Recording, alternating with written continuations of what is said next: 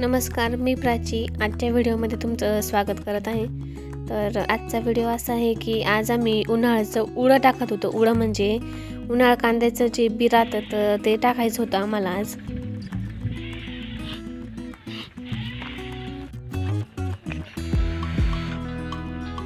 तुम्ही बघू शकता की जे उडं आहे म्हणजेच कांद्याचं बी तर ते अशा पद्धतीने टाकत असतात।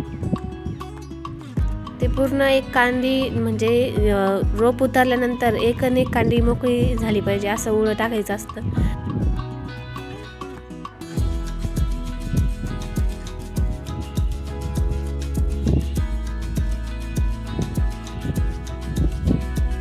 हे उडं आम्ही रेन पाईपवर टाकत आहे, म्हणजेच रेन पाईपद्वारे त्याला पाणी भेटणार आहे। म्हणजे जे वाफ्याचं उडं आहे तर सारे बेरे पाडून किंवा वाफा तयार करून अशा पद्धतीने आम्ही काही उडं टाकत नाही, डायरेक्ट रेन पाईप पसरून देतो आणि त्याच्यावर उडं जे आहे ते टाकत असतो।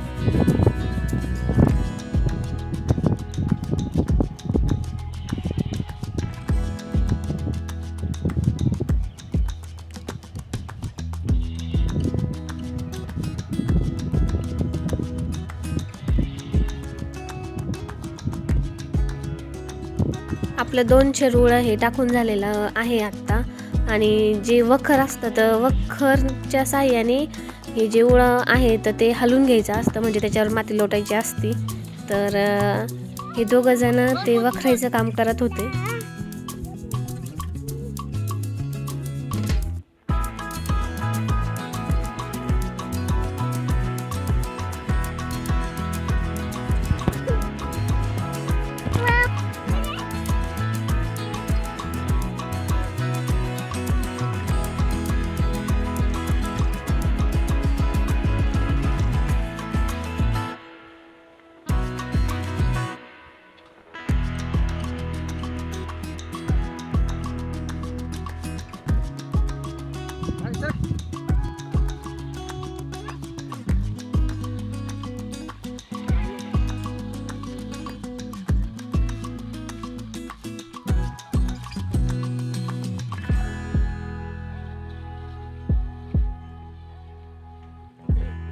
उडा हलून झाल्यानंतर आपल्याला दुसरीकडे वावर जे आहेत ते आपल्याला रोटरी मारून घ्यायची होती, म्हणजेच लाल कांद्याची लागणी करायची आहे म्हणून हे रोटरी मारायचं काम चालू होतं।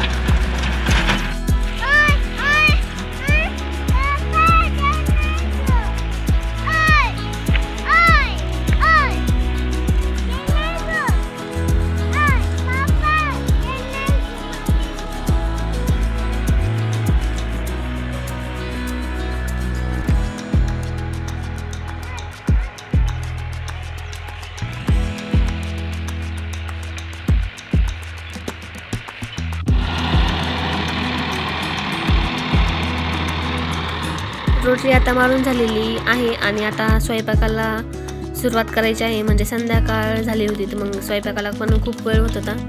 मस्त असं घेवड्याच्या शेंगा निसून घेतल्या होत्या। कढईत तेल टाकलं, तेलात मोहरी आणि जिऱ्याची फोडणी दिली, नंतर लसूण हिरवी मिरची जिरा बारीक करून घेतलेलं होतं त्याची फोडणी दिली।